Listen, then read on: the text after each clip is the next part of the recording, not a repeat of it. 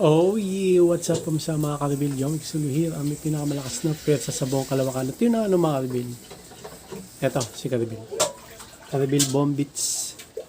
Karibil, kinain mo ata yung mang inasal eh. Yan. Okay, tungkol to sa na-restrict yung account ko sa Foodpanda, no? Tinatanong ni Karibil. Kinain ko daw yung mang inasal na pagkain, kaya daw ako na-restrict yung account ko sa Foodpanda, kaya di ako nakabiyahe. Okay, unang-una, yung manginasal, hindi pa bayad yon. Kaya kung sakaling kainin ko yon, babayaran ko yon. Okay. Sana nga, ganun ginawa ko na lang. Binayaran ko na lang. Kasi pagka nag-report sa Foodpanda, nire-report, tapos nire-report kung ibabalik mo siya sa vendor. Kakaroon ng problema. So, sana nga, ganun na lang ginawa ko. Yun talaga inisip ko, abonuhan ko na lang sana eh. 750 pesos. Kaso medyo mali siya. Okay, lagpas pa siya yung presyo niya sa kinikita ko sa isang araw. Kaya nagdalawang isip ako. Okay. So, yung pag kinakain yung pagkain, no, na di-deliver, okay, pag-usapan natin yan, no, sa Foodpanda. Eh, lalo na pagka bayad na, no? Kunyari, bayad na yung di-deliver yung pagkain. Kinain mo. Basta yung mga masamang gawain na gagawin mo, no? Bilang delivery rider. Kunyari, kinain mo nga yung pagkain.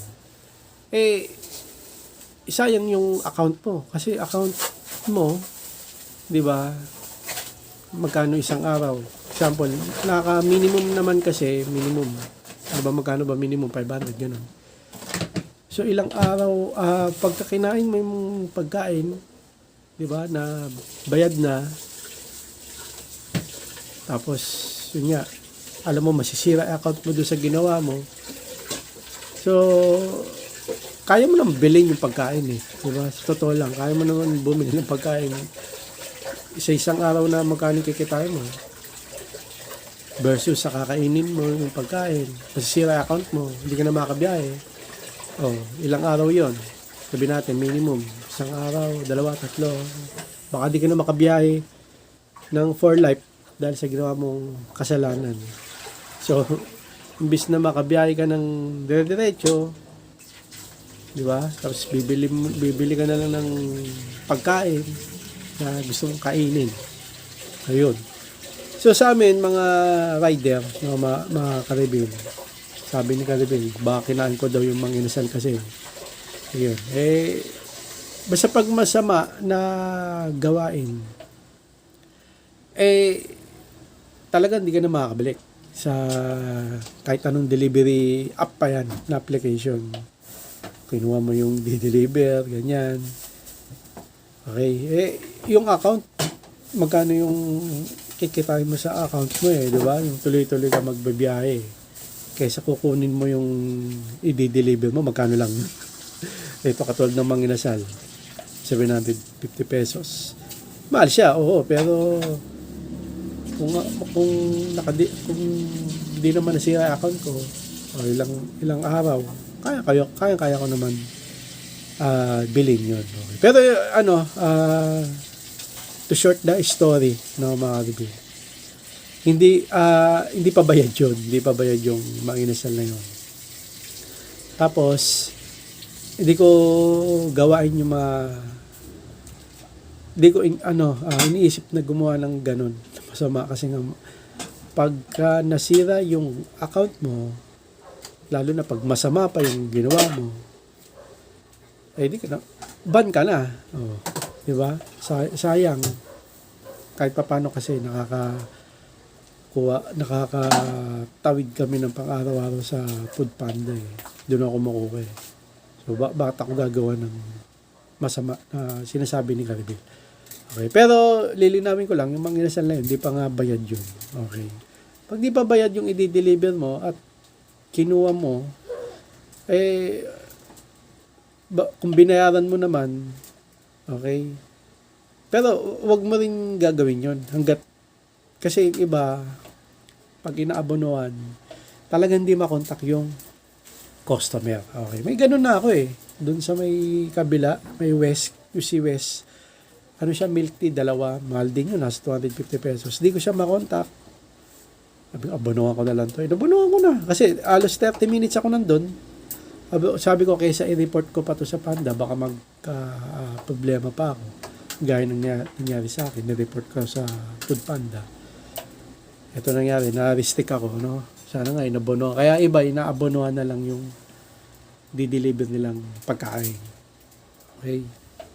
So, yun. Tapos yun, sisisi ako na, kasi una talaga kong inisip na abonohan na lang kaysa i-report pa sa Food Panda. Kaso, nung ni-report ko kasi, baka sabi ko, inisip ko, okay naman na i-report. Kasi medyo mahal din eh. Sabi ko, i-report ko na lang. Baka maging okay naman. Kasi nung ni-report ko, alam nyo, yung sa Mang Inasal kasi pinakancel ko eh.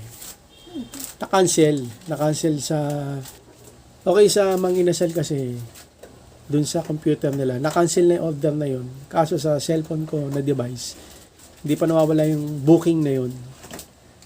Kaya no choice ako talaga na i-report na lang sa Food Panda para mawala sa device ko yung booking na yun. So pagka-report ko sa Food Panda, sinabi ko nga hindi ko makontak yung customer. Fake book ang ginawa ng Food Panda na agent. Ang una niyang ginawa, kinontak niya yung customer ko. So napatunayan niya, hindi niya naman talaga makontak. Nag-ring pero hindi niya naman makontak.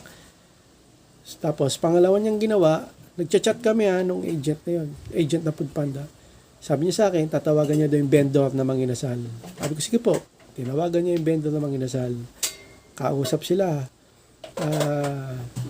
May order dyan, Ingenio Rider. Totoo ba na, hindi ko na yung pinag-usapan, pero tinanong niya kung pinakancel ko. Sabi ko kasi pinakancel ko na sa Mang Inasal. Hindi nawawala sa device ko. Kaya ni-report ko na lang sa Food Panda. So, nag-usap sila na pinakancel ba ng rider dyan sa inyo. Sabi nung, hindi, unang tinanong kung fake book talaga. Sabi nung crew, opo, sabi nung kasi ng rider, yung magjowa daw na nag-away, fake book yun, pinuntahan niya na. Tapos yun nga, di niya makontak, kaya bumalik siya dito, tapos pinakancel niya dito sa amin. Na-cancel na, pero sa device niya, hindi pa rin wala. Yun ang sabi nung crew. Tapos, okay, tapos binaba na nung agent ng Food Panda yung tawag doon sa vendor. Binaba na rin nung crew Mang Inasal yung tawag. Chat ulit kami ng agent. Sabi niya, okay, sige, kakancel ko na yung order sa'yo, yung booking mo. Okay po. Ang kinancel, nawala yung booking sa cellphone device ko. Yung booking. Ayos, nawala na. Akala ko okay na. So, hiningan ako ng proof ng picture.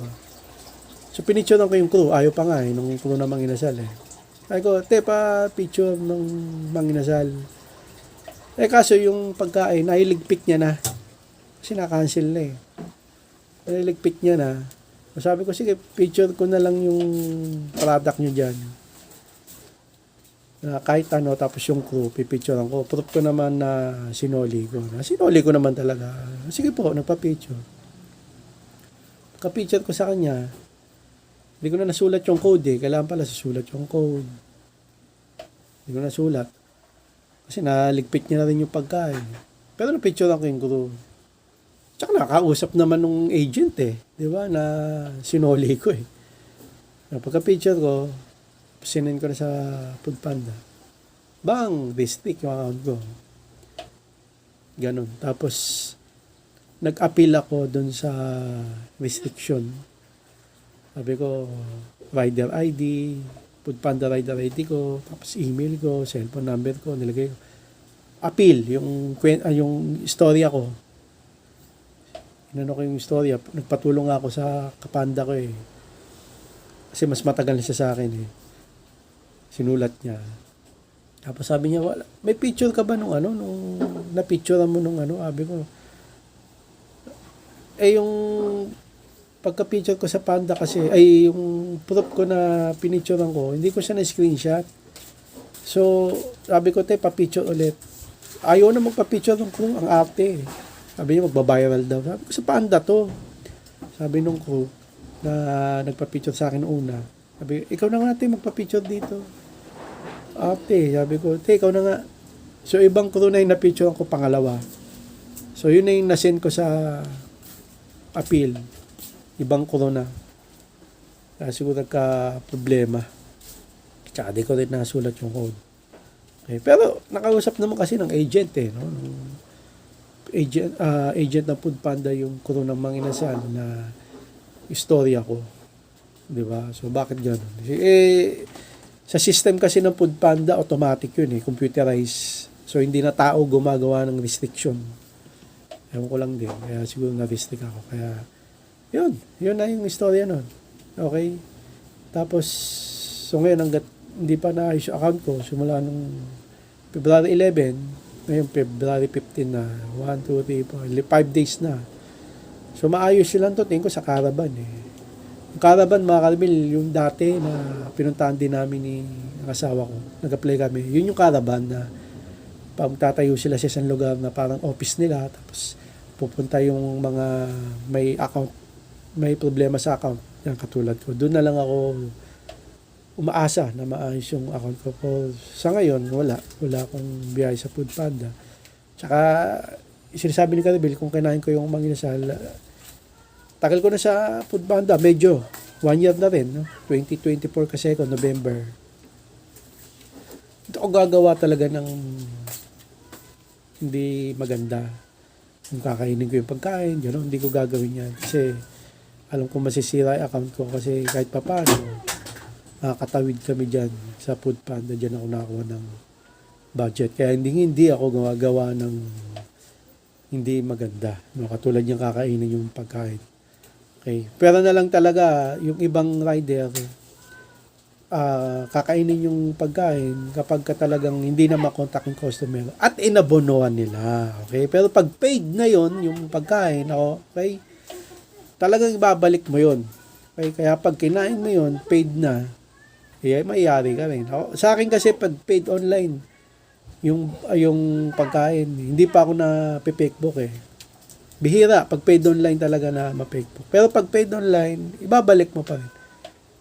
Okay? Yun. Meron ako kasi na fakebook yung COD. Okay, binalik ko si Jollibee nun. Kinancel nila sa computer nila. Nawala sa akin Yung pagkakatanda ko, Pandago kasi. Kaya nung Pandago rin. Pinakancel ko sa mga inasal. Akala ko rin mawawala. Hindi nawala So, inano lang, na-report ko na lang sa Foodpanda. Kaya, yung iba talaga pag na-fakebook, inaabonoan na lang. Mas maganda yung ganun para iwas sa bala, hindi ma-restrict. Yan, katulad ko. Sana nga kung inabonoan ko, nakakabiyahe pa rin ako ngayon. Yun, pero nangyari na Siguro, na lang. Nagdadasal na lang ako na magkaroon ng Caravan at maayos na yung account ko sa Foodpanda.